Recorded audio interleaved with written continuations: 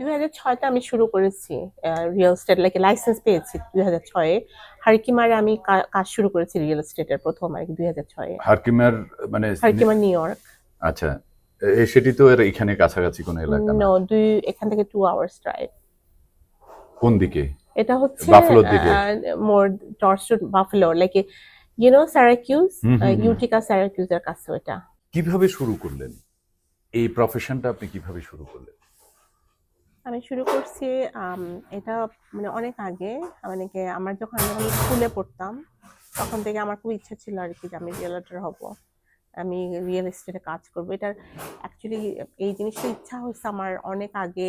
একবার আমি গেছিলাম জ্যাকসন হাইটে, ওখানে জ্যাকসন হাইটে ওদের একটা সেমিনার হচ্ছিল। ওরা ফ্লোরিডাতে কিছু বাড়ি বিক্রি করতেছিল। ফ্লোরিডা ওই সেমিনারে ওই দেখলাম একটু বাইরে সাইন দেখলাম, পরে ভিতরে গেলাম।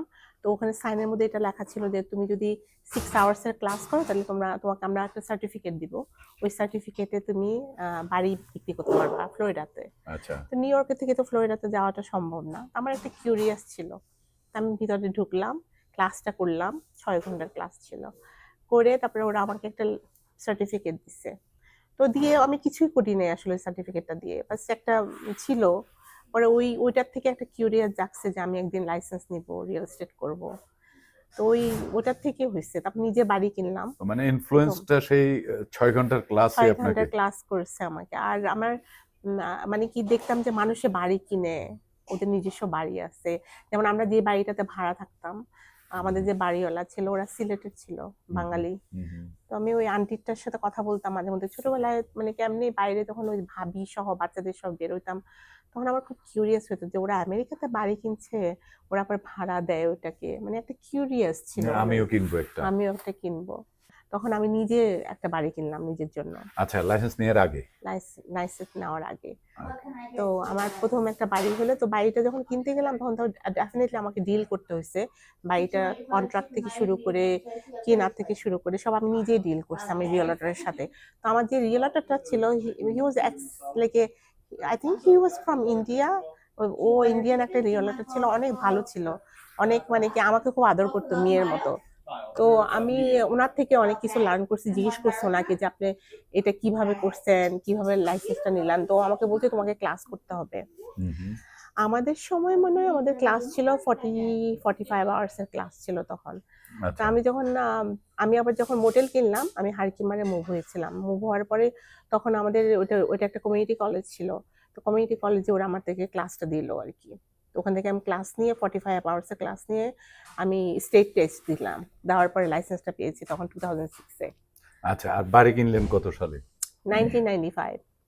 ও, তো 1995 এ বাড়ি কেনার আরো 10 বছর পর আপনি লাইসেন্স পেলেন। 9-10 বছর পর লাইসেন্স পেলেন রিয়েলটর। কিন্তু আপনার শখটা বাড়ি কেনার আগে থেকেই শুরু হয়েছিল যে আমি রিয়েলটর হব। রিয়েলটর হব, হ্যাঁ। ওকে, বাড়িটা কিনেছেন ইয়েতে কুইন্স, এটা ছিল করোনা 98-10 করোনা অ্যাভিনিউ। আপনার আমেরিকায় আসা কিভাবে? আমি আমেরিকা আসছি আমার আম্মার সাথে। আমার আম্মা নিয়ে আসছে ছোটবেলায়, হ্যাঁ ফ্যামিলি ভিসা। সন্দ্বীপ থেকে? সন্দ্বীপ না, ঢাকা থেকে। ঢাকা থেকে এসেছেন, কিন্তু আপনার বাড়ি তো সন্দ্বীপ। আমার আব্বা আম্মা সন্দ্বীপের, আমি ঢাকাতে বর্ন হয়েছেন। হ্যাঁ, মানে আপনার আপনি সন্দ্বীপ সম্পর্কে জানেন না তেমন কিছু জানি না। আমার ছোটবেলায় একবার গেছিলাম সন্দ্বীপে আচ্ছা, আম্মার সাথে। ওকে, মানে সন্দ্বীপ সম্পর্কে আর বেশি কিছু জানা নাই। কোথায় বাড়ি? সন্দ্বীপ কোথায় ছিল? হরিশপুর না রহমতপুর? আমার মনে হয় আমার অ্যাকচুয়ালি বড় ভাই, তারপর আমার ছোট আপা, ওরা জানবে, বলতে পারবে, আমি ঠিক জানি না। কত বছর বয়সে এসেছেন আপনি?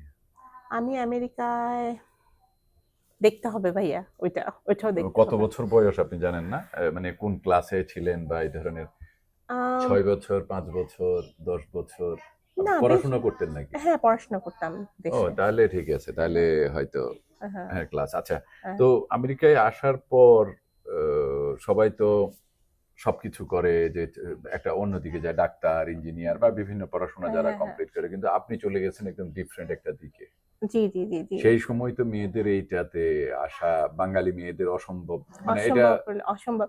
I mean there's so many things like in my life happen, like so many, I cannot explain everything in a public, and মানে অনেক কিছু হয়েছে আমার লাইফে। তো যেটা আমার খুব ইচ্ছা ছিল ছোটবেলায় আমি অনেক পড়াশোনা করব, লাইক আমার আমার কোনোদিন ইচ্ছা ছিল না আমি রিয়েলটর হব।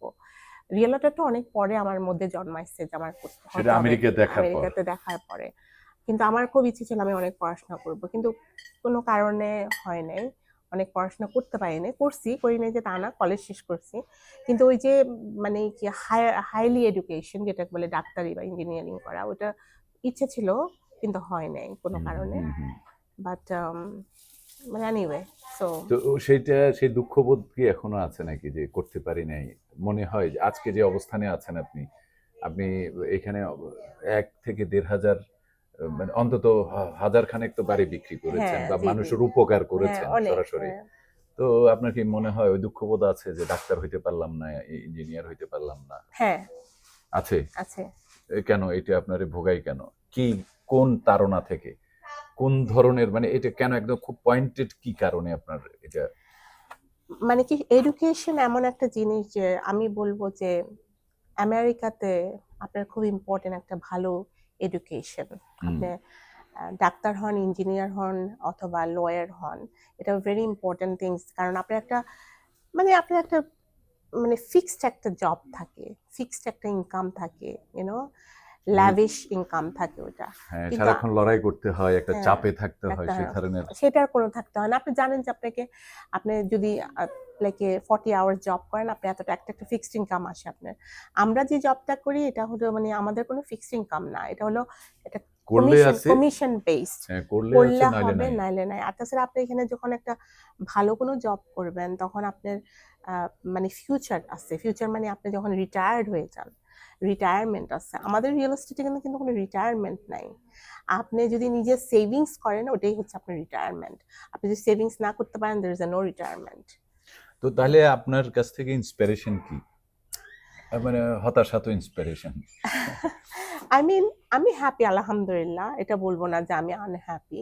আমি হ্যাপি, বাট সাকসেসফুল হওয়ার জন্য you have to struggle a lot. You know, like it's not happen overnight. আর মেয়ে হলে তো আরেকটু বেশি। আর একটু বেশি, আরো মানে আপনাকে স্ট্রাগল আর একটু বেশি। আমি কোনো সময় দেখি নাই যে 7 o'clock in the evening or 8 o'clock in the evening or 10 o'clock at night আমি কাজ করছি, কনস্ট্যান্টলি কাজ করছি। বিশেষ করে আমি যখন আমার হোটেলটা লস করছি 2019-এ, আমি অনেক বেশি স্ট্রাগল করছি।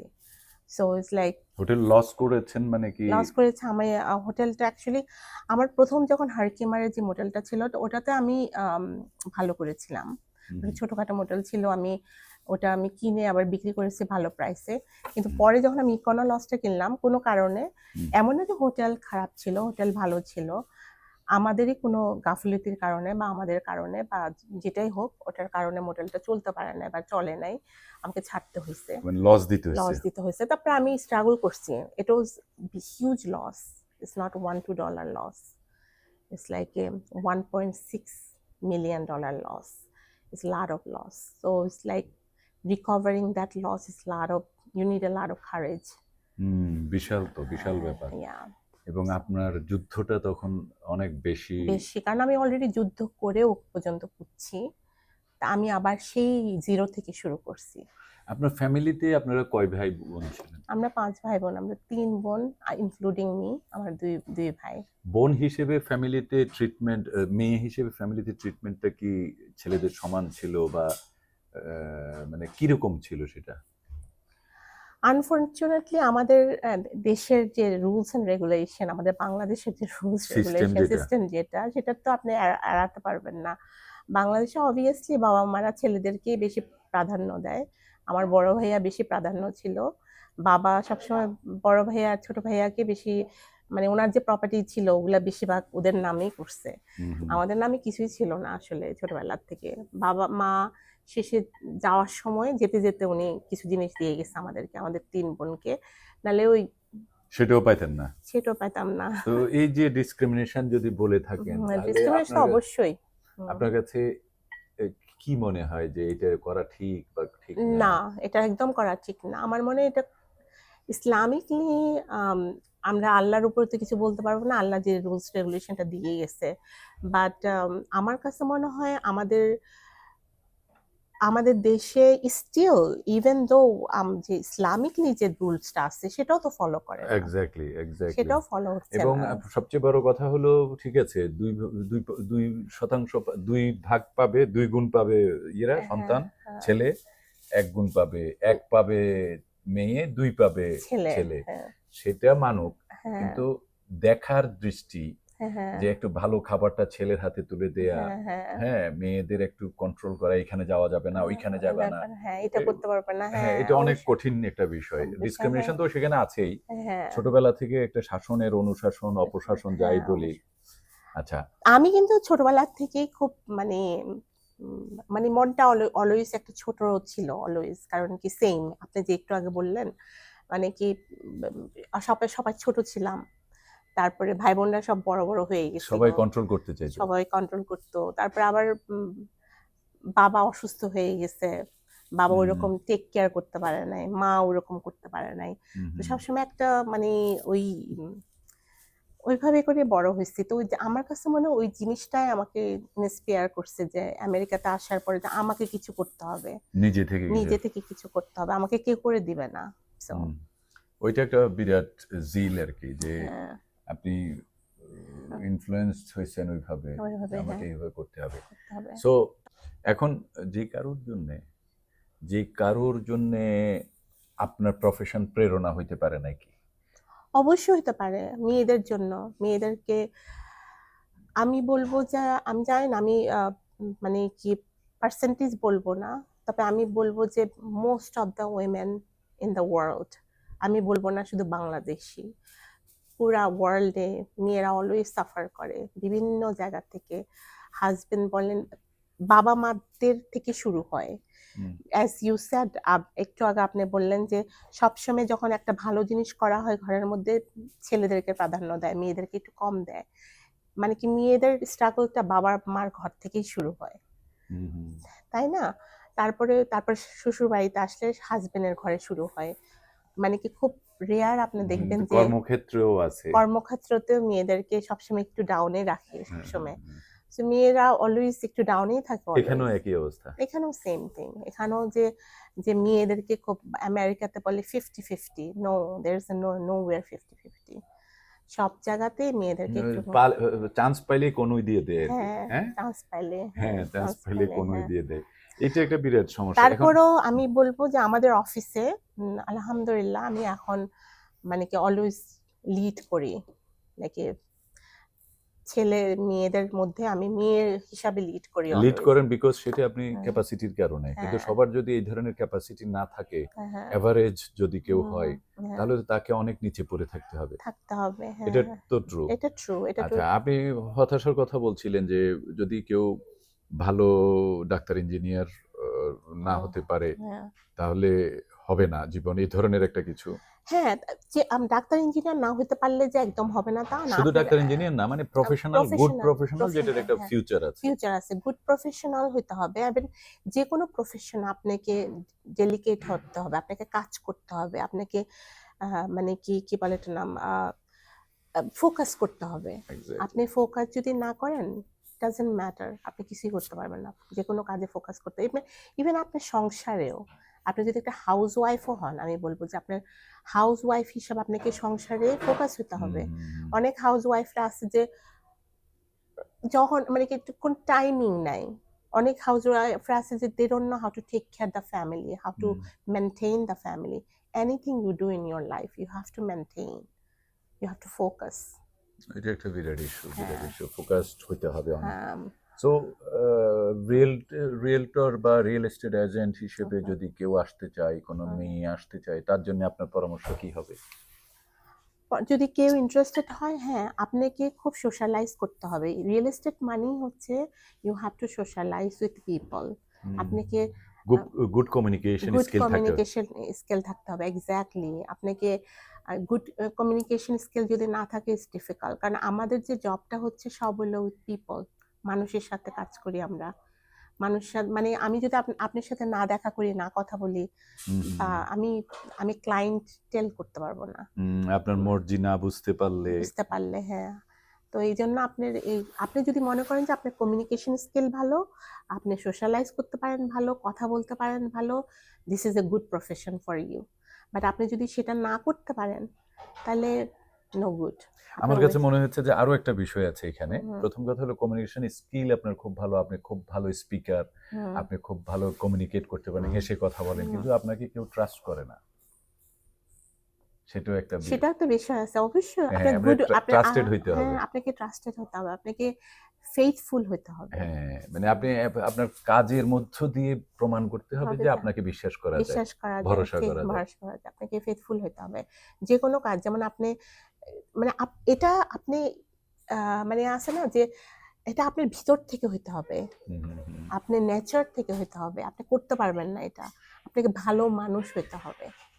এইটা হলো সবচেয়ে বড় জরুরি এক্স্যাক্টলি, জিনিস যে একজন ভালো মানুষ না হলে আসলে কোনো প্রফেশন আপনার জন্য ভালো না। ভালো না, এক্স্যাক্টলি। হ্যাঁ, আপনি হয়তো তখন হয়তো আপনি যে কোনো কাজ টেম্পোরারি করতে পারবেন যদি আপনি ভালো মানুষ না হন। কিন্তু টেম্পোরারি তো ওটা সলিউশন না। এক্স্যাক্টলি। ওকে, আমরা শেষ করবো আপা। অনেক ধন্যবাদ আপনাকে। Thank you. আর আলী আপার সাথে আছি, আপনারা যারা দেখছেন আপনাদের শেষ করব আমরা। আলিয়া আপার সাথে আছি বিংহ্যাম্পটনে একটা রেস্টুরেন্টে, সামান্য সময় যাত্রা বিরতিতে, বাফলো থেকে নিউ ইয়র্ক সিটিতে যাওয়ার পথে যাত্রা বিরতিতে আপার সাথে একটা রেস্টুরেন্টে বসে একটু আলাপটা করছি। তো আশা করি আপনাদের ওনার সাথে কথোপকথন আপনাদের ভালো লাগবে। আপনার কাছে শেষ প্রশ্ন করব, সেটি হচ্ছে বিংহ্যাম্পটনের বাংলাদেশিদের আশা এবং এখানকার যে বসবাসের যে মানচিত্র, সেটি নিয়ে একটু জানতে চাইবো।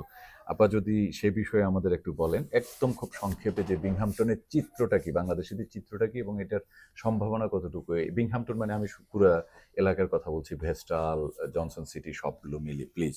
আমি বলবো যে যারা নাকি এখন ইদানিং সিটির থেকে, ডাউন স্টেট থেকে আসছে বা অন্য যে কোনো জায়গা থেকে আসতেছে, আমাদের এখানে মানে স্টিল মানে কি house pricing better than any other places, I will say still now. তো প্রাইস, আপনি যেমন সিটিতে একটা বাসা ভাড়া করেন অনেক এক্সপেন্স, বাসাটা হচ্ছে $2,000-3,000, আপনি এখানে কিনলে হয়তো মর্গেজটা পে করতেছেন অত বেশি না। তো আমি বলবো যে সেই দিক থেকে যদি আপনারা এখনো মুভ করেন ইজ গুড। তারপরে আবার ইনকামের থেকেও যেমন আপনি সিটিতে হয়তো $5,000 ইনকাম করছেন, কিন্তু 5,000 তো আপনার সেভিং হচ্ছে না। 5,000 ইনকাম করছেন, 5,000 এর বেশি খরচা হচ্ছে। কিন্তু এখানে আপনি আসলে একটা গুড থিংস যে আপনি যে টাকাটা ইনকাম করবেন সেটার আপনি মোটামুটি হয় আপনি মানে কি সার্ভাইভ করতে পারবেন, আর নাহলে সেভও করতে পারবেন এখানে। আমি বলবো সেভ করা যাবে ইজিলি। তো সেদিক থেকে আমি বলবো যে ভেরি নাইস। আপনারা যদি আসতে পারেন, আমি বলবো যে মোস্ট ওয়েলকাম আসার জন্য এখানে। ওয়েদার তো আর ওয়েদার ফ্যাক্টর না, কারণ মানুষে বলে যে ও Binghamton is too cold. No, এখানকার ওয়েদার এন্ড নিউ ইয়র্কের weather 5-10 degrees difference, not that almost বাফলোর মতো। নো, এখানকার বাফেলো বেটার দেন বাফেলোর ওয়েদার থেকে এখানে একটু, কারণ ভালো, আমরা সাদার্ন টিয়ারে থাকি তো এখানে একটু ওয়ার্মার দেন বাফেলো। আর এখানে পাহাড় আছে, নদী আছে, খুব সুন্দর। চমৎকার সব এলাকা। হ্যাঁ, আর বাংলাদেশিরা মসজিদ যেগুলো পছন্দ করে, মসজিদ আছে, গ্রোসারি আছে, সবকিছু আছে। বাড়িঘরের দাম মোটামুটি কেমন? কোন এলাকায় সবচেয়ে ভালো বাড়িঘর? বাড়িঘরের দাম এখন মানে আগের মতো নাই, অনেক বেড়ে গেছে।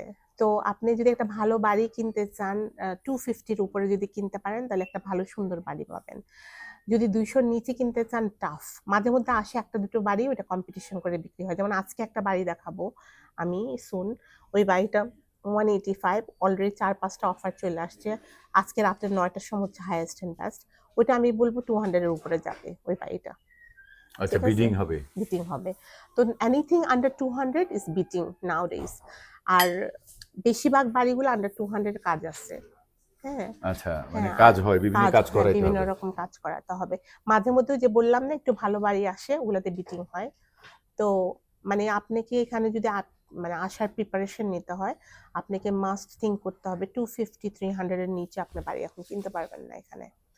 যদি কিনতে চান, it will be take time, মানে কি খুব আমাদের ইনভেন্টরি খুব লো এই মুহূর্তে, ঠিক আছে? আমার মনে হয় ওভারঅল আমেরিকাতেই লো এখন ইনভেন্টরি। আর কি বলে এটার নাম, আর আমি এর আগেও বলছি এখানে জবের সিচুয়েশন ভালো, স্টিল ভালো। এখানে বিভিন্ন রকম মেয়েরা এখন স্কুলে জব করতেছে, হসপিটালে জব করতেছে, তারপরে এখানে বিভিন্ন স্টোরে কাজ করতেছে। ডিপেন্ড করে আপনার কাজ কোয়ালিফিকেশন। আছে, কাজ এখনো আছে, অনেক কাজ কাজ আছে। খুঁজে নিতে হবে আর কি খুঁজে একটা। নিতে হবে, হ্যাঁ, খুঁজে মানে নিতে খুব হবে। বেশি টায়ারসাম না যে অনেক কষ্ট করতে হবে কাজ। না না, অত কষ্ট করতে হয় না, স্টিল কাজ আছে। আর যারা আসতে চান বা কাজ পান, তাহলে তারা তো এখানে ভাড়া করেও আসতে পারেন, হ্যাঁ, আস্তে অনেকে, ধীরে বাড়ি কিনলেন প্রচুর দেখে। মানুষ আসতেছে ভাড়া করে বাসা, এখন অনেকে বাসা ভাড়া নিচ্ছে। মানে আমার কাছে মনে হয় যে শুধুমাত্র কি তাই বলে এটারে কিনতে হবে এমন কোনো কথা নাই। কৌতূহল থেকে হ্যাঁ বিংহামটন না আসা ভালো। হ্যাঁ হ্যাঁ, কৌতূহল যদি কেউ আমি, কৌতূহল মানে কি কিউরিসিটি থেকে বিংহামটন না আসা ভালো। হ্যাঁ যদি কেউ সিদ্ধান্ত নেয় যে আমি শহর পাল্টাবো হ্যাঁ হ্যাঁ হ্যাঁ, এবং আমার শহর পাল্টানো উচিত, উচিত, তখন কেউ কোনো শহর তখন পাল্টানো আপনি উচিত। আসতে পারেন, হ্যাঁ যে তখন, কোনো শহর, আমি হ্যাঁ শুধু হ্যাঁ, বিংহামটনের কথা বলি না। জি, কারণ আপনার যদি কনফিউশন থাকে যে আমি যাব কি যাব না, যাব কি যাব না, আপনি দোদুল্যমান অবস্থায় যদি কোনো হ্যাঁ শহর পাল্টান, এটা আপনার জন্য ডেভাস্টেটিং হতে পারে। হ্যাঁ, এক্স্যাক্টলি, নো। আরেকটা বলবো আমি, যে lot of people are coming for investment purpose. আপনি ইনভেস্টমেন্ট করতে পারেন এখানে। এখানে স্টিল আমাদের আম, আহ, মানে স্কোপ আছে ইনভেস্টমেন্ট করার। সেটা কিরকম? ইনভেস্টমেন্টটা হচ্ছে যেমন আপনি মাল্টি ফ্যামিলি কিনতে পারেন, ভাড়া দিতে পারেন। তারপরে আপনি অনেকে কিনছে, আমার অনেক বায়ার আছে যারা নাকি এখানে, এমন না যে ওরা বাড়ি কিনে এখানে মুভ হয়েছে, no, they are buying and they are renting it, আচ্ছা, দে মানে কালেক্টিং। ইনভেস্টমেন্ট প্রপার্টি রেন্টিং হিসেবে কেমন, রেন্টাল প্রপার্টি কেমন হয়? ভালো, ভালো রেন্টাল না? প্রপার্টি, হ্যাঁ, কিন্তু রিটার্ন ভালো। ইয়ের জন্য ভালো না, এয়ারবিএনবির জন্য বোধহয় কেমন একটা। এয়ারবিএনবিটা ডিপেন্ড করে মার্কেটের উপরে। এয়ারবিএনবি স্টিল মানুষ করছে, ডিপেন্ড করে আপনার লোকেশনটা আচ্ছা ইম্পর্টেন্ট আচ্ছা। আর ম্যাটার করে। এখানে এমনিতে কেউ যদি বিজনেস করতে চায়, কি ধরনের বিজনেস করতে পারে? আপনি এখানে গ্যাস স্টেশন ওপেন করতে পারেন। আপনি এখানে গ্যাস স্টেশনটা ইদানিং খুব রেয়ার পাওয়া যায়, খুব রেয়ার, আসলে তেমন একটা পাওয়া যায়ও না। আপনি গ্রোসারি স্টোর ওপেন করতে পারেন, প্রচুর, মানে আমাদের কয়েকজন বাঙালি ভাই মানে বাংলাদেশি গ্রোসারি স্টোর ওপেন করেছে। তারপরে রেস্টুরেন্টের স্কোপ আছে এখনো প্রচুর, মাত্র আমাদের 2টা রেস্টুরেন্ট, ইচ্ছা করলে আপনারা আরো রেস্টুরেন্ট ওপেন করতে পারেন ইন দ্য ফিউচারে। তারপরে আরো there is so many other business. আমাদের একজন বাঙালি ভাই অটো শপ ওপেন করেছে। বিশাল বিশাল, বিশাল। আমার কাছে একটা কার ডিপো আছে, $495,000 কার কার ডিপো। ডিপো হ্যাঁ, মানে কার কি, ডিপো। সেটা কি? কার ডিপো হচ্ছে কি কার ডিলারশিপ। আপনি গাড়ি বিক্রি করতে পারেন, এন্ড ওটার সাথে আপনি গাড়ি ফিক্সও করতে পারেন, দুইটাই আচ্ছা, আছে। সবকিছু আছে। সব গাড়ি include। কয়টা আছে? আমি ঠিক জানি না ওনার কতগুলো আছে গাড়ি পার্কিং লটে, বাট প্রচুর গাড়ি আছে পার্কিং একসাথে লটে। বিক্রি করে ফেলবে? হ্যাঁ, গাড়ি না, মানে ডিলারশিপ, আপনি ডিলারশিপটা বিক্রি ডিলার, করবে? হ্যাঁ ডিলার, পুরো জায়গা সহ, ল্যান্ড সহ, ল্যান্ড সহ বিক্রি করবে? ল্যান্ড সহ বিক্রি করবে। ও, এটা তো ভালো একটা হ্যাঁ, আপনি বিজনেসের কথা বললেন, এই জন্য বললাম। বিজনেস। তা এটা এটা কি করতে পারবে সে কারের ওই জায়গাটা নিয়ে? ফিক্সিং, কার অটো ফিক্স, লাইক লাইক মানে আপনারা যে কার মেকানিক শপে যান, ওটা ফিক্স হয়, তারপরে আপনি গাড়ি কিনবেন। ভালো তো, এটা দুইটা একটা ভালো অপশন, হ্যাঁ, ইনফরমেশন। যদি ইনফরমেশন। দেখি এটা কি করা যায়। তো আপা, অনেক ধন্যবাদ আপনাকে, থ্যাংক ভালো ইউ, থাকেন। হ্যাঁ, thank you, thank you. G.